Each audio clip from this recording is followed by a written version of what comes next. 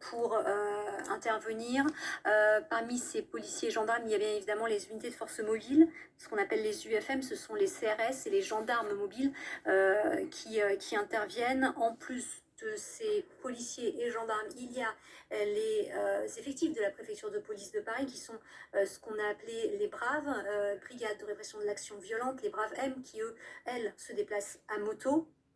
Il y a également, côté matériel, des engins lanceurs d'eau. Et là, on voit sur ces images, il y a des haut-parleurs très, très importants, très conséquents. C'est pour faire des sommations et pour demander aux manifestants de cesser cette manifestation.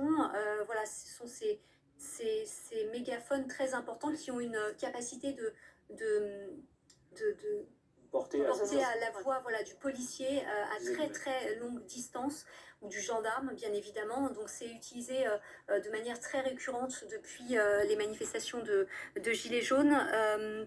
Il faut noter que, en plus de ces effectifs policiers et gendarmes, on nous apprend qu'il y a 150 personnes qui appartiennent au service d'ordre des organisateurs de cette manifestation, qui sont là pour sécuriser cette manifestation, qui sont en lien avec les effectifs de la préfecture de police de Paris, de manière à ce que cette manifestation, elle se déroule entre guillemets en bonne intelligence. C'est-à-dire que ces personnes vont, il y a parmi ces personnes des responsables qui vont informer les policiers de certaines actions, qui vont les informer, qui vont les tenir au courant. Et donc voilà, ils vont travailler main dans la main. Donc 150 personnes, ce qui est aussi assez conséquent. Donc ce qui prouve que cette manifestation n'était pas visiblement sans risque, puisque 150 personnes font partie. C'est beaucoup, oui. C'est assez important. Et en plus de ces personnes-là, évidemment, on rappelle les 4200 policiers et gendarmes dans la capitale. On rappelle que les drones n'ont plus vocation à être présents sur ce type de manifestation. Et donc, beaucoup d'engins lanceurs d'eau qui ont prouvé leur efficacité lors des différentes manifestations de Gilets jaunes, qui sont extrêmement efficaces, qui permettent aux intervenants de ne pas s'approcher, de ne pas aller au contact des manifestants, ce qui peut s'avérer évidemment dangereux. On voit ces images donc à droite avec ces grenades lacrymogènes qui sont lancées, et puis à gauche toutes ces personnes qui sont au milieu des voitures. Et là, c'est effectivement, il y a un danger important. Sur le périphérique, il me semble, port de Clignancourt. Ouais. Donc de l'autre côté, on est à quelques dizaines de mètres de la limite de Paris et de la Seine-Saint-Denis. Je crois que ça doit être la commune de Saint-Ouen, après cette porte de Clignancourt. Donc pour ceux qui n'habitent pas Paris, de Barbès à la porte de Clignancourt, il y a, à mon avis, pas loin de 2 km. Ouais. Ils ont vraiment été repoussés vers le nord de Paris, alors même que l'idée de départ de leur manifestation, de leur tracé, était plutôt d'aller vers le sud-est, c'est-à-dire d'aller vers Magenta, puis République, qui se trouve près du Marais. Donc on voit bien que l'effet géographique de la stratégie des forces de l'ordre, c'est de repousser vers le nord les manifestants, donc pour les éloigner du centre de la capitale. Philippe, on imagine qu'on suit du côté de l'exécutif la situation. On rappelle le gouvernement qui a pris la décision, par notamment l'intermédiaire de Gérald Darmanin, d'interdire cette manifestation. Est-ce que c'était le bon choix? Est-ce que c'était la bonne stratégie? On verra ça.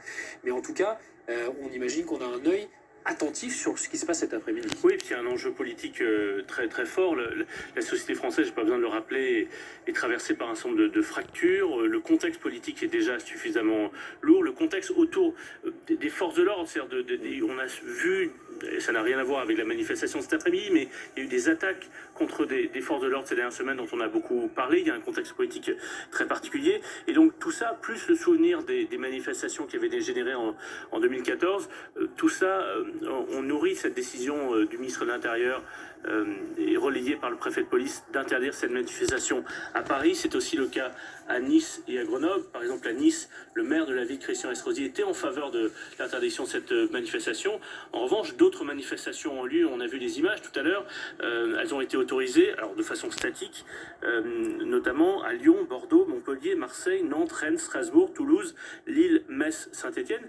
Ça se passe relativement bien, en tout cas dans les images, sur les images qu'on voyait tout à l'heure, place Bellecour, en plein cœur de Lyon, ou près du Vieux-Port à Marseille, ça se passait dans le calme. Si à la fin de cette journée, il y a des dégradations à Paris, une confusion à Paris, des violences à Paris, dans une manifestation qui avait été interdite, et qu'en revanche, dans les villes où la manifestation a été autorisée et donc plus facilement contrôlable, eh bien ça a été calme. Certains diront, et je pense notamment à la France Insoumise qui dira mais est-ce que vous n'avez pas interdit de façon préventive, de façon exagérée cette manifestation en vous référant à effectivement des débordements insupportables mais qui dataient de 2014? Est-ce que finalement c'était la bonne décision d'interdire de façon préventive cette manifestation à Paris?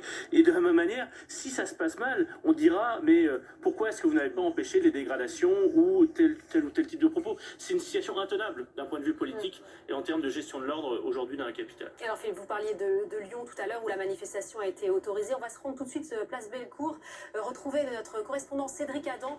Cédric, comment ça se passe? On voit sur les images que c'est beaucoup plus calme que la situation qui est en train actuellement de se dérouler à Paris. Oui, totalement. Ici, actuellement, tout se passe plutôt bien dans le calme. Des manifestants donc, qui sont arrivés aux alentours de 14 h et qui ont continué à affluer